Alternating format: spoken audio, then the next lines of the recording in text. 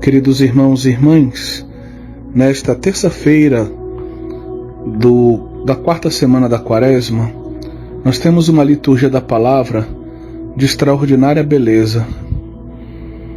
Uma liturgia da palavra que nos consola e nos encoraja. A figura da água, ela se encontra presente tanto na primeira leitura quanto no Evangelho de hoje. E ela nos ajuda a fazer a conexão entre os dois textos. Na primeira leitura nós temos esse trecho da profecia de Ezequiel, muito conhecido. É um trecho do capítulo 47, no qual o profeta descreve um templo. Trata-se do templo de Jerusalém, mas a descrição que o profeta faz, ela fica, de certa forma, ligada, sim, ao templo histórico, aquele que fora destruído pelos babiloneses. Lembre-se do início do livro da profecia de Ezequiel. Depois que Deus abandona, por assim dizer, por causa dos pecados do povo, o templo, a cidade de Jerusalém e o próprio templo são conquistados e destruídos pelos babiloneses. Então, de um certo modo, essa visão do templo, do capítulo 47, recorda aos israelitas que estão no exílio a beleza do antigo templo, a importância dele, a grandeza dele. Mas a descrição que o profeta Ezequiel faz desse templo, ela também aponta para o futuro, ela é profética também. E ela não se realiza historicamente logo depois do exílio com a construção, por assim dizer, do segundo templo. Ao contrário, tudo que nós conhecemos nos leva a crer que o segundo templo, ao ser reconstruído depois do exílio, ele era um templo muito humilde, que não chegava aos pés do antigo templo do rei Salomão, o primeiro. É bem verdade que na época de Jesus, os trabalhos realizados por Herodes fazem com que o templo de Jerusalém volte a ter o esplendor, talvez até um esplendor até maior do que o que ele tinha na época do rei Salomão. Mas o profeta Ezequiel está descrevendo um templo transfigurado, um templo onde os dados arquitetônicos e geográficos são transfigurados pela graça, pela glória de Deus. Ele está falando do verdadeiro templo, no fundo, que no Evangelho de São João, no capítulo 2, é apresentado como sendo o próprio Cristo.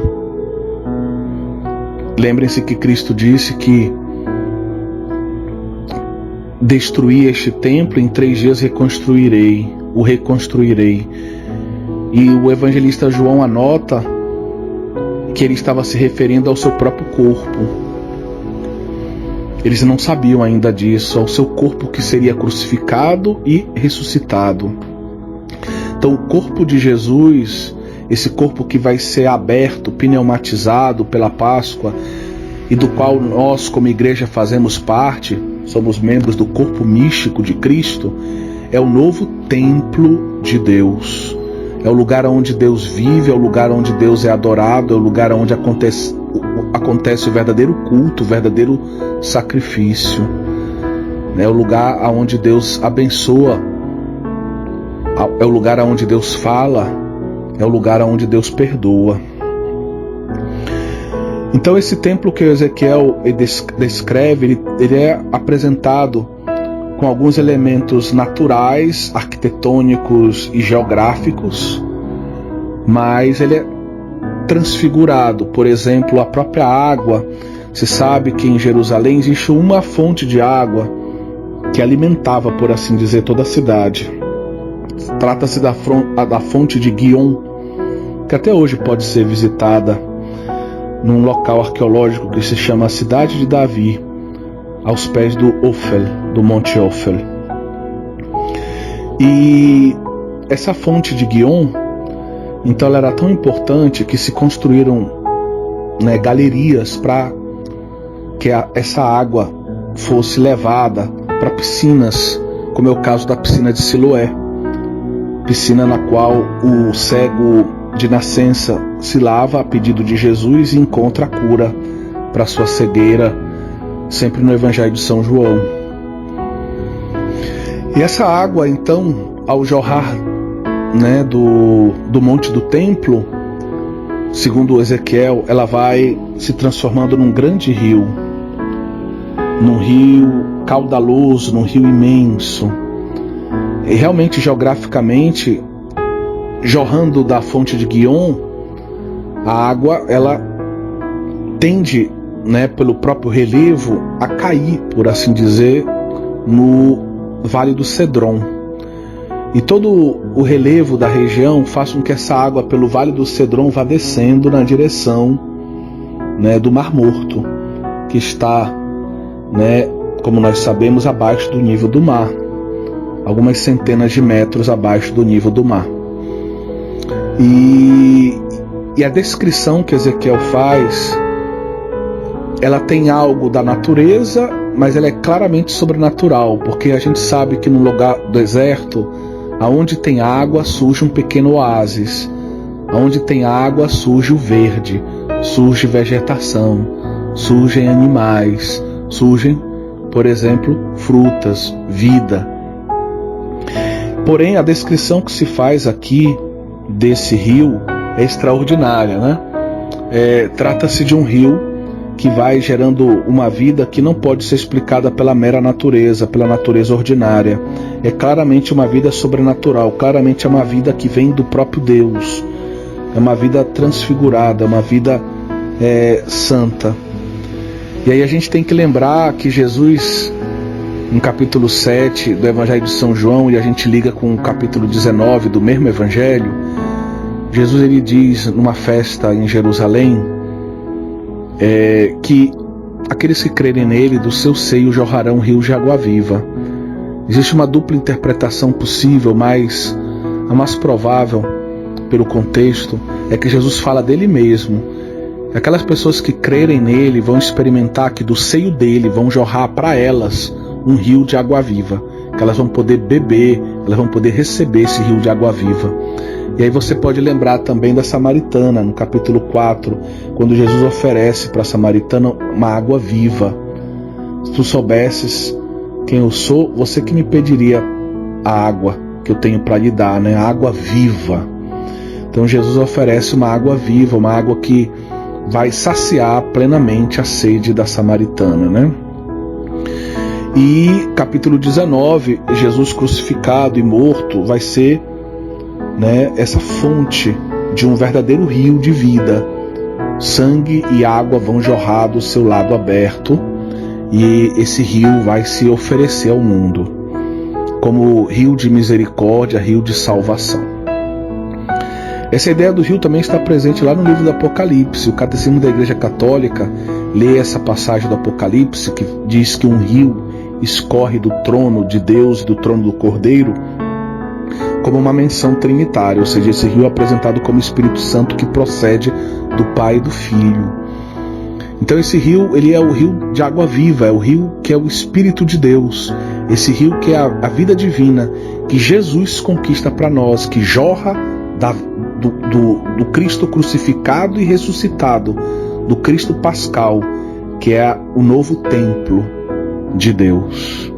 E por onde, diz o profeta Ezequiel, por onde esse rio vai passando, então muita vida vai sendo gerada, árvores e frutos num ritmo que a natureza não pode explicar.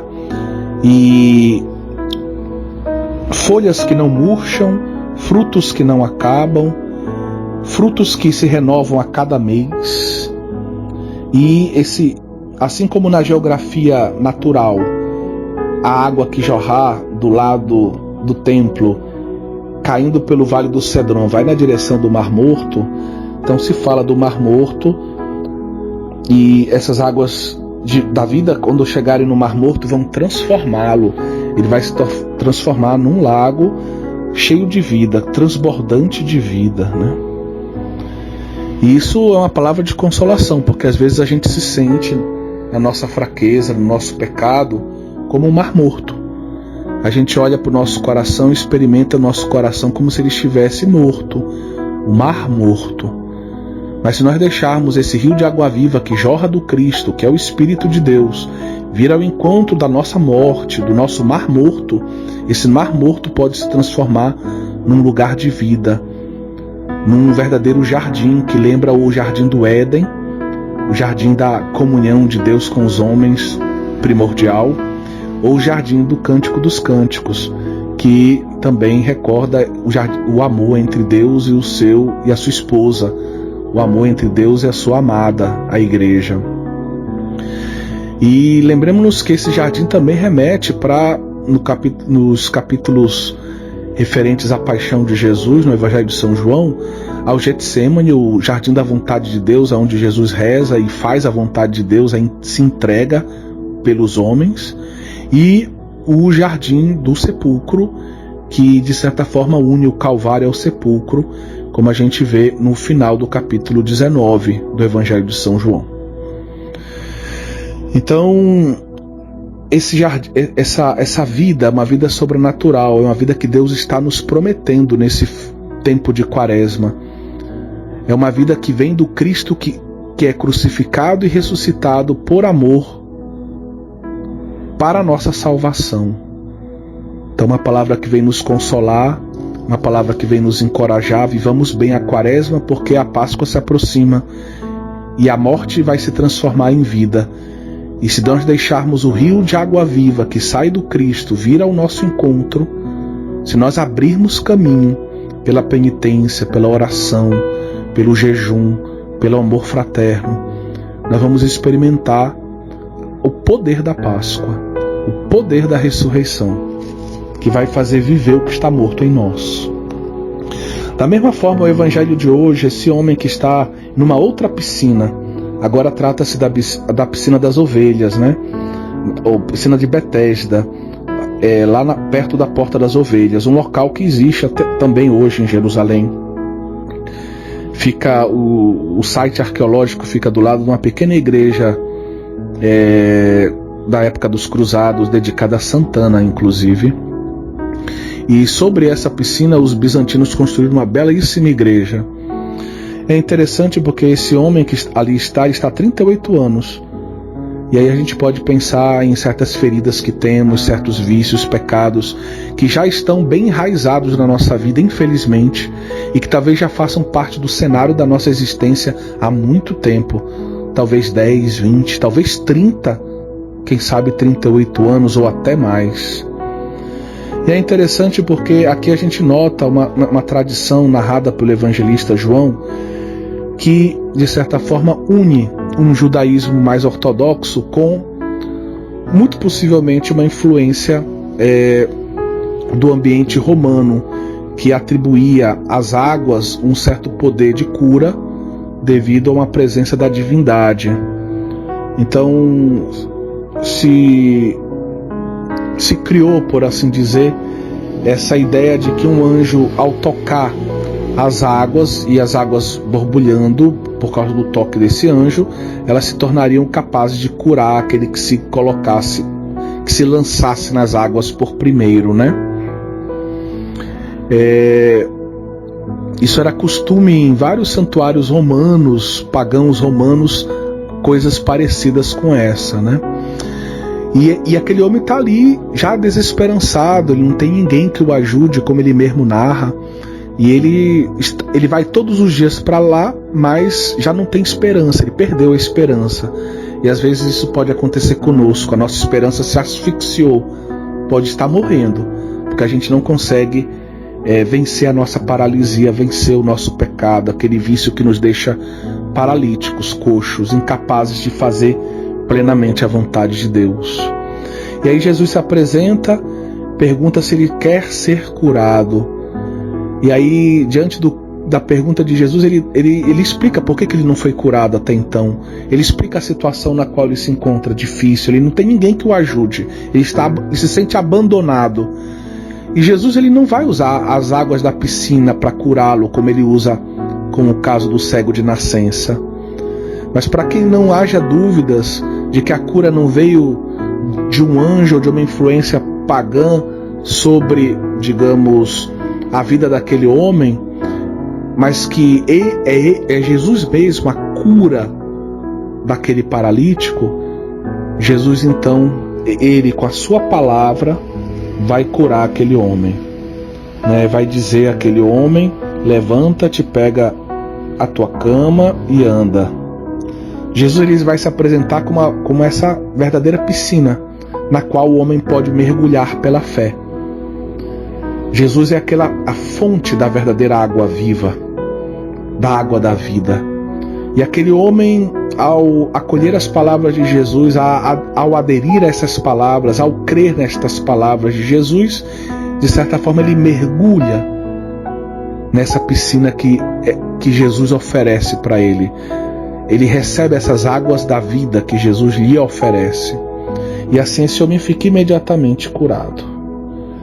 Então, da mesma forma como na primeira leitura, esse evangelho vem renovar nossa esperança. Que nós tenhamos a certeza que, se vivermos bem estes dias de quaresma que ainda temos pela frente, se estivermos próximos do Cristo, ouvindo a sua voz, ouvindo a sua palavra, colocando em prática as atitudes da quaresma, se buscarmos pela oração, se buscarmos por uma vida eucarística, se buscarmos pela confissão, mergulhar o nosso coração, a nossa vida, no coração de Jesus, como numa piscina, nós encontraremos a água da vida do Cristo ressuscitado, a água da vida que o Cristo ressuscitado nos oferece. Ele que sopra o seu Espírito, Ele que dá o seu Espírito, e essa água da vida vai poder vencer a morte que existe em nós, vencer a paralisia que existe em nós, nos curar, nos ressuscitar. Que a Virgem Maria nos ajude a trilhar esse caminho de esperança.